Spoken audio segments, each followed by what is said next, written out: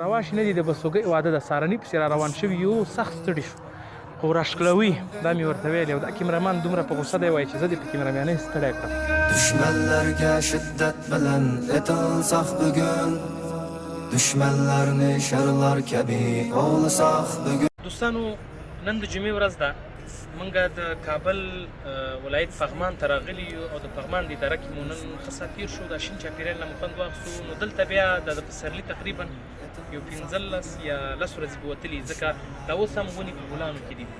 خو دلته چې موږ چکر ته راغلي یو نو موږ ته یو چا ویلې دغه پورې غر وینې په دې غره کې رواشه ډېر دی یا پخۍ چې ورته ویلی شوی دا زښته ډېرې دي نو موږ ورځو هلته او دا به راوشتو ځکه دا یو طبیعي په عامه اصطلاح باړه ورته ویلی شئ یا مثلا میوه ورته ویلی شئ دا یو طبیعي میوه ده او انشاءالله هغلته یې موږ راوشتو په شریکه دا ویډیو تاسو سره تر پای ته ډېر لاره د هغې ځای پورې چې تر څو رسېږو لږ وخت غواړي بالکل سر کوټوال صاحب غر ډېر لوړ ده نو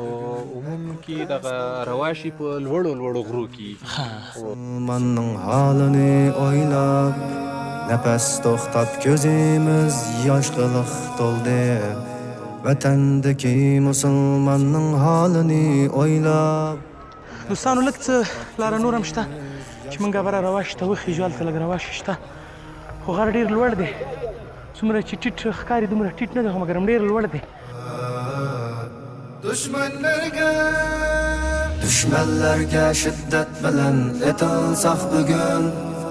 Düşmanlarni sharlar kabi ovlasak bugun Damashqqa yig'ilgandek qonli tutishib Vatan uchun hammamiz otlansak bugun Açtı zulüm, açtı isyan haddidan açtı Erkin nefes elish bugün bek mutas bo'ldi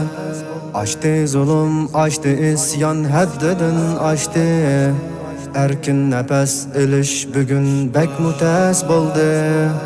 Vatandagi musulmonning halini o'ylab Nefes to'xtab ko'zi نو دوستانو دغه د موږ هغه د پغمان د درې هغه اخرنی سر چې دی د دې نه ایسته بیا نو ډېر سیلانیان نه ځي کورونه شته خلک اوسېږي خو هغه چې دا هغه د پغمان دره ده او هماغلته هوټلې هم همالته دي د اوبو حوضونه هم همالته دي ډېر سیلانیان هلته یې موږ راغلي یو نو دا جګ سر ته هغه پاس غره کې وې رواشي دي رواشي نه دي د بسوګۍ واده د سارني پسې را روان شوي یو سخت ستړي شو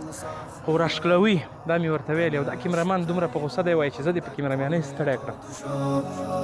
Vatan üçün hammamiz otlansak bugün Açtı zulüm, açtı isyan haddidan açtı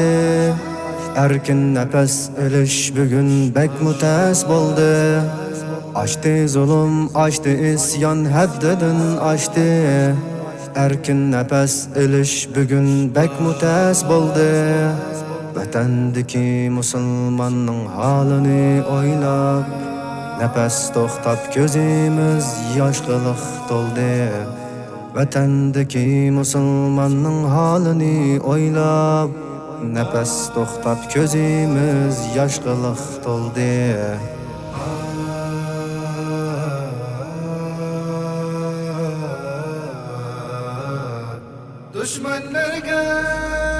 Düşmanlarga shiddat bilan etilsaq bugun سلامونه دوستانو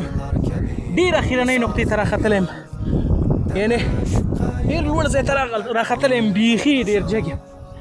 نو ښکته پغمان دره راته لاندې نو رواشی په رواشی کې پاتې شو ډېر هغه ډېر لوړ دی ډېر جګ دی